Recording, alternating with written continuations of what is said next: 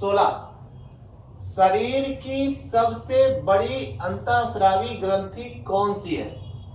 तो शरीर की सबसे बड़ी अंतःस्रावी ग्रंथि है थायराइड ग्रंथ, या इसको औटो ग्रंथ भी कहते हैं। अगर ये पूछा जाए शरीर की सबसे छोटी अंतःस्रावी ग्रंथि कौन सी है, तो वो हो जाएगी पीनियल ग्रंथ, जो कि मस्तिष्क में पाई जाती है।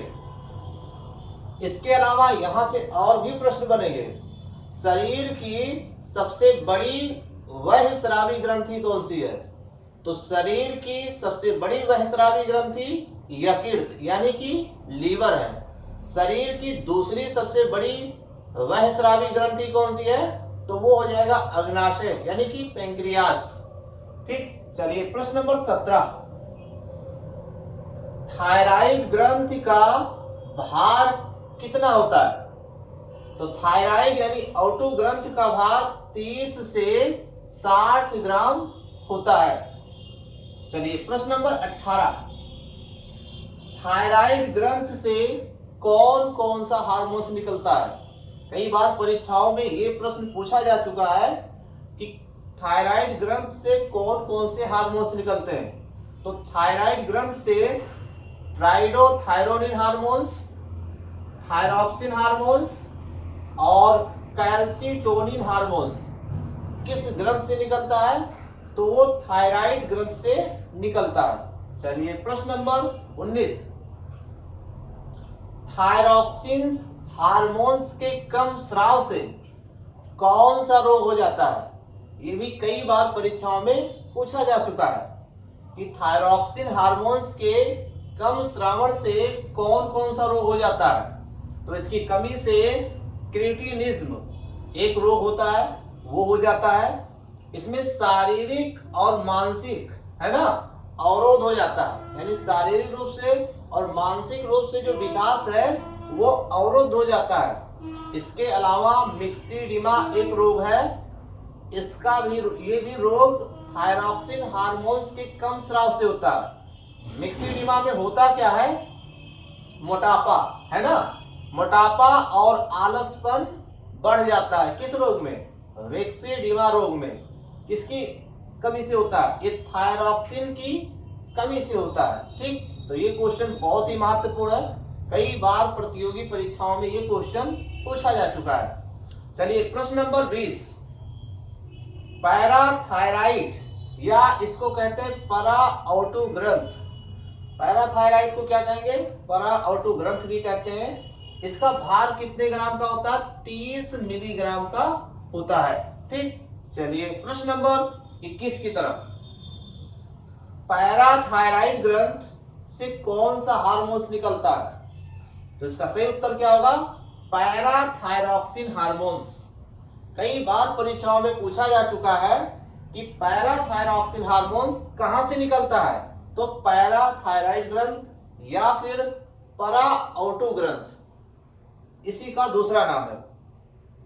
तो थायराइड ग्रंथ से थायरॉक्सिन और पैराथायराइड से पैराथायरॉक्सिन हार्मोन्स निकलता है। ये कॉन्सेप्ट क्लियर हो गया। प्रश्न नंबर 22, बहुत ही महत्वपूर्ण प्रश्न। पैराथार्मोन हार्मोन्स के अधिक स्राव से, यानी कि जब पैराथायराइड ग्रंथ से पैराथार्मोन हार्मोन्स अधिक निकलता है तो कौन सा रोग हो जाता है? तब हो जाता है ओस्टिटाइटिस फाइब्रोसा सिस्टिका। यह है रोग का नाम, ओस्टिटाइटिस फाइब्रोसा सिस्टिका ये रोग है। इस रोग की पहचान है अस्थियों में यानी हड्डियों में गांठ पड़ जाती है, गांठ बन जाती है। ये होता किसकी वजह से है? पैराथार्मोन हार्मोन्स के अधिक स्राव से होता है। तो ये बहुत ही महत्वपूर्ण प्रश्न था। प्रश्न नंबर 23, इसमें जितने भी प्रश्न दिए गए सभी विभिन्न प्रतियोगी परीक्षाओं में पूछे जा चुके हैं। ठीक, चलिए प्रश्न नंबर 23। पैराथायरॉक्सिन हार्मोन्स, ठीक है ना, पैराथायरॉक्सिन हार्मोन्स जो होता है वो कैल्शियम और फास्फोरस की मात्रा को नियंत्रित करता है। तो एक बार ये क्वेश्चन पूछा गया था कि कैल्शियम और फास्फोरस की मात्रा को कौन सा हार्मोन नियंत्रित करता है? तो वो करता है पैराथायरॉक्सिन हार्मोन्स। ठीक, चलिए प्रश्न नंबर 24, थाइमस ग्रंथि कहाँ पाई जाती है?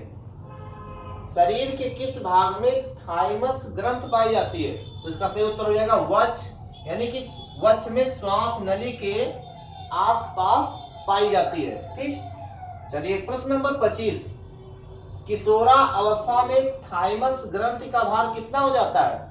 30 से 40 ग्राम हो जाता है। किशोरा अवस्था में थाइमस ग्रंथि का भार कितना हो जाता है? 30 से 40 ग्राम का इसका भार हो जाता है। चलिए और भी महत्वपूर्ण प्रश्नों की तरफ बढ़ते हुए प्रश्न नंबर 26, थाइमस ग्रंथि का काम क्या है? तो थाइमस जो ग्रंथि होती है वो जीवाणुओं और विषाणुओं को मारने का काम करती है। शरीर के अंदर जीवाणु यानी बैक्टीरिया और विषाणु यानी वायरस से लड़ने की क्षमता प्रदान करती है। ठीक, चलिए प्रश्न नंबर 27, एड्रिनल ग्रंथ, एड्रिनल ग्रंथ को और किस नाम से जाना जाता है? तो एड्रिनल ग्लैंड्स को सुप्रारीनल ग्रंथ के नाम से भी जाना जाता है। आध्वरिक ग्रंथ के बारे में इसके पिछले भाग में हमने विस्तृत चर्चा किया है, तो वहां वो वीडियो आप देख सकते हैं।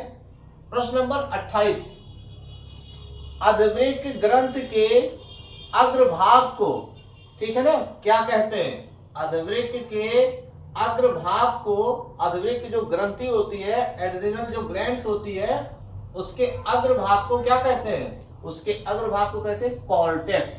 ठीक, अब सवाल देखिएगा प्रश्न नंबर 29, आध्वरिक के कॉर्टेक्स से, आध्वरिक के कॉर्टेक्स के कितने भाग होते हैं? 3 भाग होते हैं, है ना। पहला भाग क्या होता है? ग्लोमेरुलोसा। दूसरा भाग क्या होता है? फैसिकुल्टा। और तीसरा भाग है रेटिकुलेरिस। तो कॉर्टेक्स का पहला भाग क्या है? ग्लोमेरुलोसा, दूसरा फैसिकुल्टा और तीसरा रेटिकुलेरिस। ये है कॉर्टेक्स का 3 भाग। और भी आइए इसको विस्तृत जानकारी करें। प्रश्न नंबर 30, ग्लोमेरुलोसा, है ना, ये कॉर्टेक्स का कौन सा भाग है? ये आध्वरिक के कॉर्टेक्स का बाह्य भाग है। प्रश्न कैसे पूछा जाता है?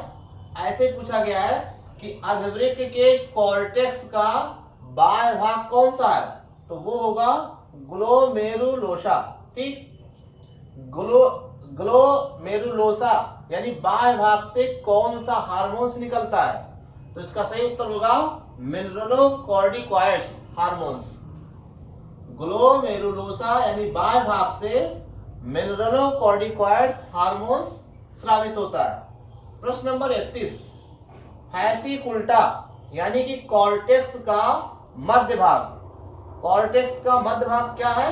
फैसिकुल्टा। यहां से कौन सा हार्मोन्स निकलता है? तो यहां से निकलता है ग्लूकोकॉर्टिकॉइड्स हार्मोन्स। कई बार परीक्षाओं में पूछा जा चुका है कि ग्लूकोकॉर्टिकॉइड्स हार्मोन्स ये कॉर्टेक्स के किस भाग से निकलता है? तो ग्लूकोकॉर्टिकॉइड्स हार्मोन्स ये फैसिकुल्टा यानी कि मध्य भाग से निकलता है। प्रश्न नंबर 32, रेटिकुलेरिस, रेटिकुलेरिस ये कॉर्टेक्स का अंदरूनी भाग है। इससे कौन सा हार्मोन्स निकलता है?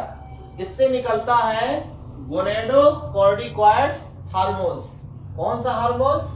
गोनेडोकॉर्टिकॉइड्स हार्मोन्स। चलिए प्रश्न नंबर 33 की तरफ, आध्वरिक के मेडुला से कौन सा हार्मोन्स निकलता है? तो आध्वरिक यानी कि एड्रिनल ग्लैंड के मेडुला से नॉरएड्रेनालिन हार्मोन्स स्रावित होता है। चलिए प्रश्न नंबर 34 की तरफ, इंसुलिन हार्मोन्स, ठीक है ना, इंसुलिन हार्मोन्स को और किस नाम से जाना जाता है? तो इंसुलिन हार्मोन्स को एंटी डायबिटिक हार्मोन्स के नाम से जाना जाता है। प्रश्न नंबर 35, ग्रोथ हार्मोन्स किसे कहते हैं? तो growth hormones ST TH hormones को कहा जाता है। इसका पूरा नाम है सोमैटोट्रोपिक हार्मोन्स। कई बार परीक्षाओं में पूछा जा चुका है, बार बार पूछा जाता है, इसको जरूर ध्यान रखिएगा, इसको नोट कर लीजिए। सोमैटोट्रोपिक हार्मोन्स कहां से निकलता है? पीयूष ग्रंथ यानी कि पिट्यूटरी ग्लैंड से निकलता है ना। इसकी कमी से बौनापन और इस हार्मोन्स की अधिकता से शरीर भीमकाय हो जाता है। चलिए प्रश्न नंबर 36, हाइपरग्लाइसीमिया। हाइपरग्लाइसीमिया एक रोग है। इसमें होता क्या है? इंसुलिन की मात्रा कम हो जाती है, जिससे शुगर की मात्रा बढ़ जाती है। किस रोग में? हाइपरग्लाइसीमिया में। चलिए प्रश्न नंबर 37 की बात करें तो पाइनियल यानी पीनियल ग्रंथ कहां पर पाई जाती है? तो ये मस्तिष्क में पाई जाती है। मस्तिष्क में कहां पर? एपिथैलस में। पीनियल ग्रंथ मस्तिष्क में एपिथैलस में पाई जाती है। तो ये थे अंतःस्रावी तंत्र से संबंधित महत्वपूर्ण प्रश्न। और भी इससे संबंधित महत्वपूर्ण प्रश्न बन रहे हैं, इसको हम नेक्स्ट वीडियो में चर्चा करेंगे।